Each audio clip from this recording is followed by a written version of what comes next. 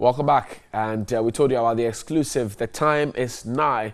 Let's have a chat with the General Secretary of the National Democratic Congress, Mr. Johnson Asiedu Nketia, popularly known as General Mosquito. General, welcome. Good morning. How are you doing? Thank you very much. I like the firm handshake. Well. It's reassuring. How is the NDC doing these days? Well, we are doing fine. Our programs are on course. Indeed, we were supposed to address the press 2 days ago, right, to indicate the way forward. But it happens that this whole U.S.-Ghana agreement became so important for us to discuss, so we shelved that press engagement, and I've taken to defending the interests of the nation first before we go back to our party interests. So until you're done, the press conference is not coming up. When do you hope to have this press conference? Well, I'm sure we will inform the press before we break for the Easter. But, you know, between today and tomorrow, we have very important activities to undertake. Right from here, all the minority parties are going to address the press about tomorrow's event, and then tomorrow there will be a manifestation in town indicating our abhorrence to this whole agreement between the government of Ghana and the United States concerning the military deployment in Ghana. I know that you know, this has become a very significant issue. We'll talk about it.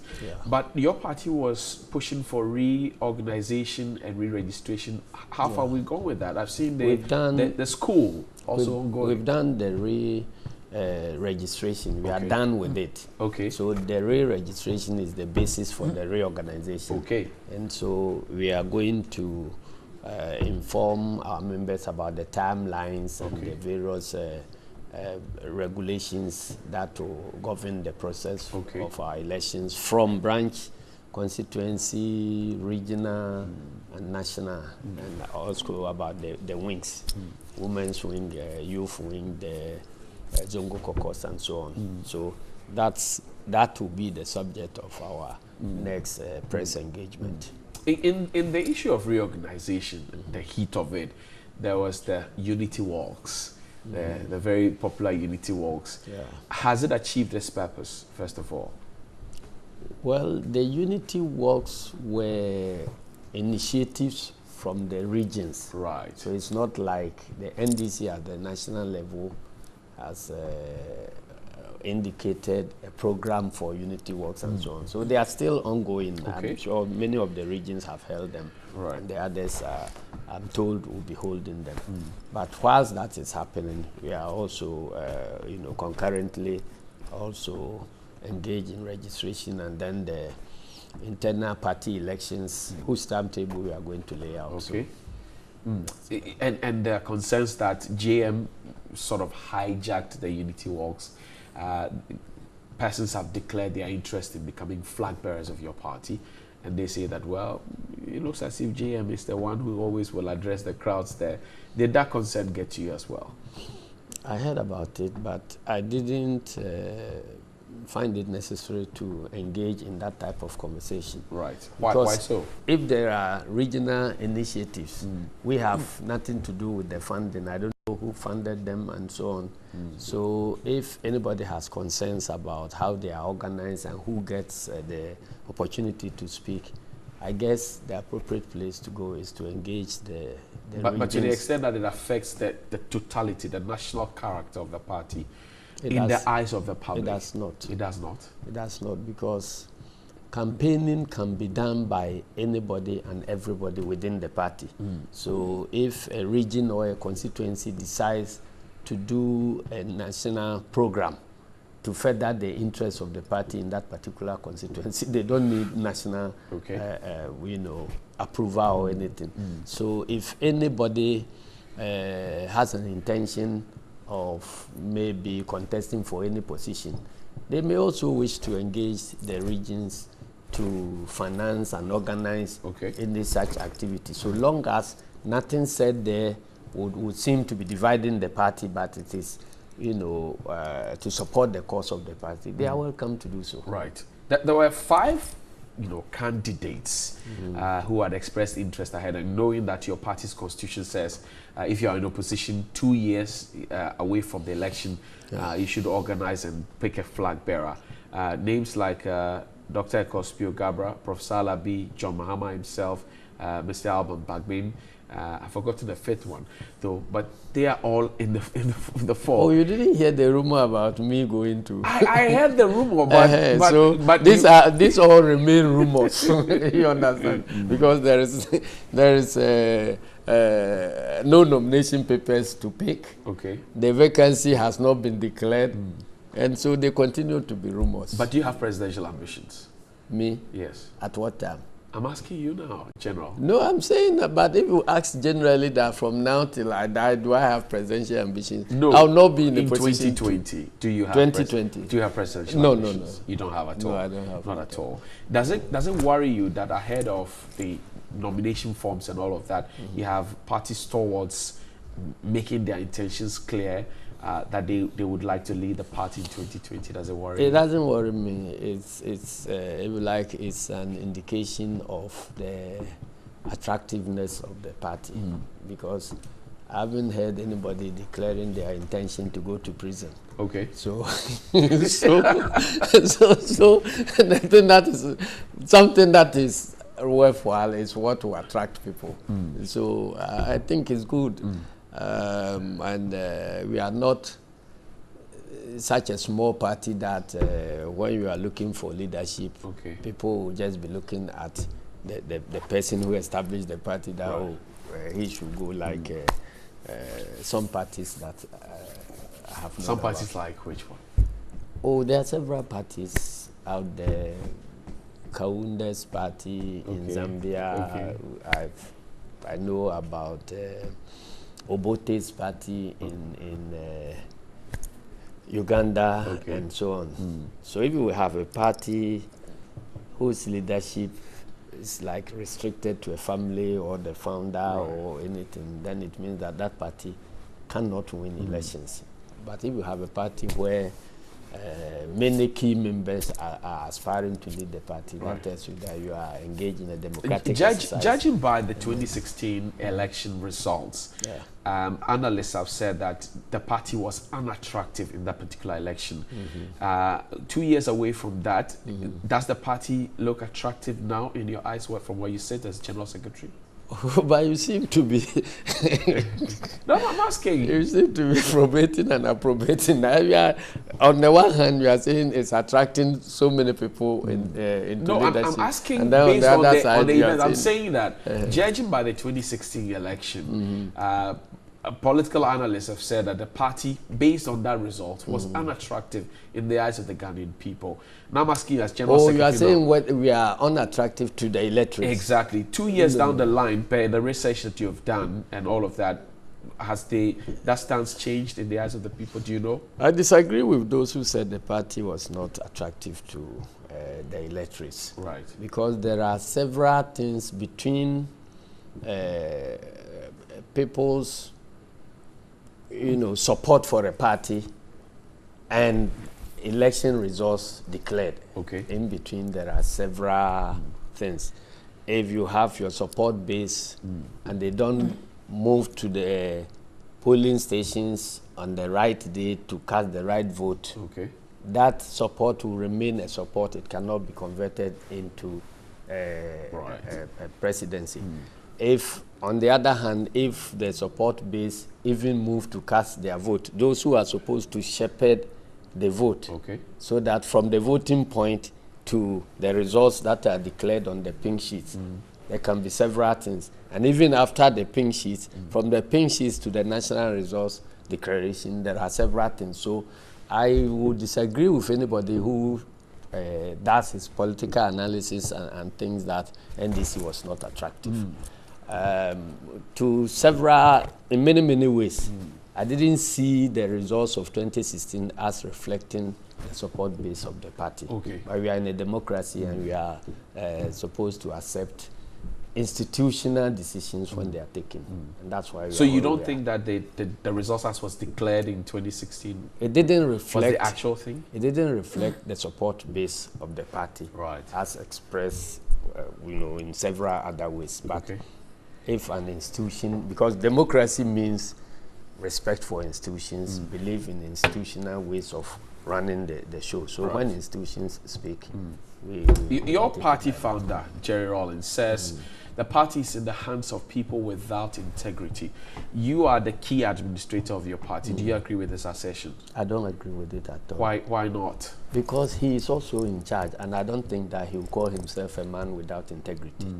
Because he remains the permanent founding father of the party, right, and we are all members. So I maybe he's quoted out of context or something. Otherwise, I don't believe that he will be calling the group, including himself, as men of who lack integrity. Let's talk about Nanado's government.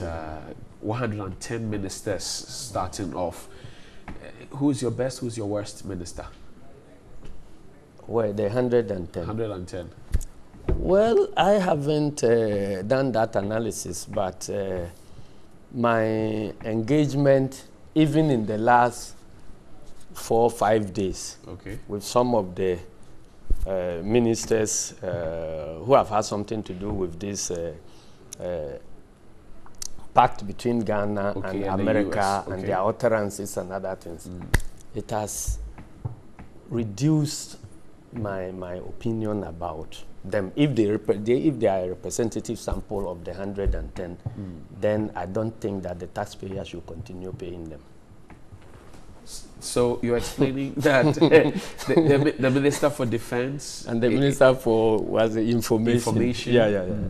They have disappointed me so much. Should they go? Because they continue making statements that cast the government in a certain bad limelight. I don't think the MPP government deserves that type of humiliation.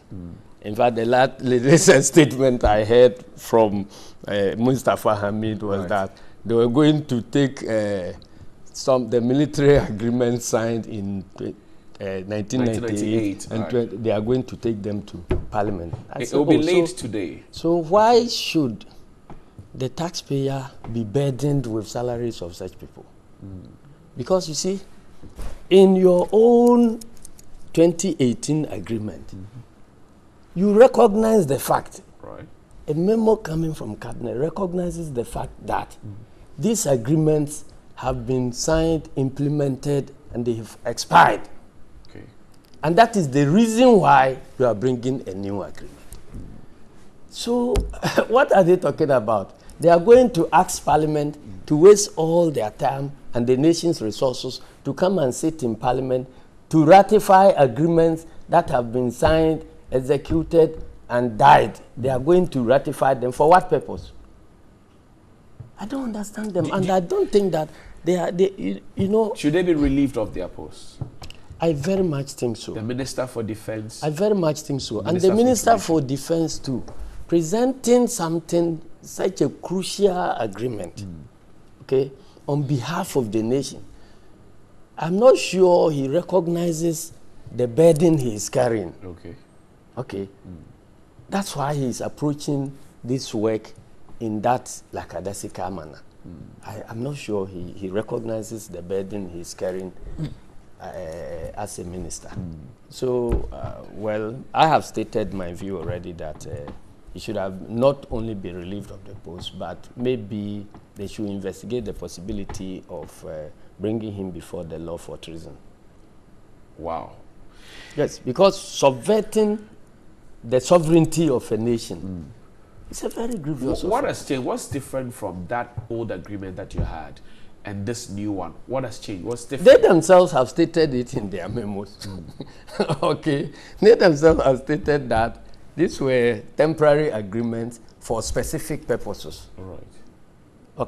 So they are now bringing in something that is permanent, that is wider in scope. This is a continuation of what you started. No, but I'm saying that what they are referring to, they themselves have stated that these are specific purpose things that were put in to achieve a certain purpose. The 1991 one, I remember, I was in government at that time. Absolutely. I remember it had to do with some crisis management in the southern part of Africa. Exactly. Okay, and so it was an African Union initiative based upon which these things were signed.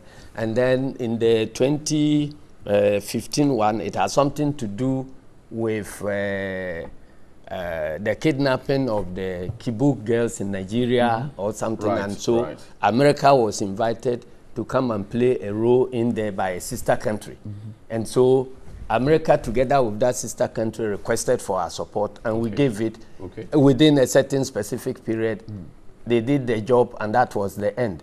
So if you come to tell us that you are now bringing people to station here permanently, you are giving them immunity from all our laws, and that, and then there is an unlimited number of persons who can come, and they are all coming without passport, without what do you call it, visas, and so on, and they are coming here without work permit and coming to do work. They are not subject to our laws. Nobody can, even the immigration cannot take them back if their conduct is found to be offensive to our laws, and so on and so forth. You understand? Look at, and then you have members of parliament, ministers of state declaring openly that Ghana has no immunity, that Ghana has no sovereignty to protect. If they don't understand what sovereignty, the value of sovereignty, they should watch what is happening on the international scene now between Russia and UK. What happened?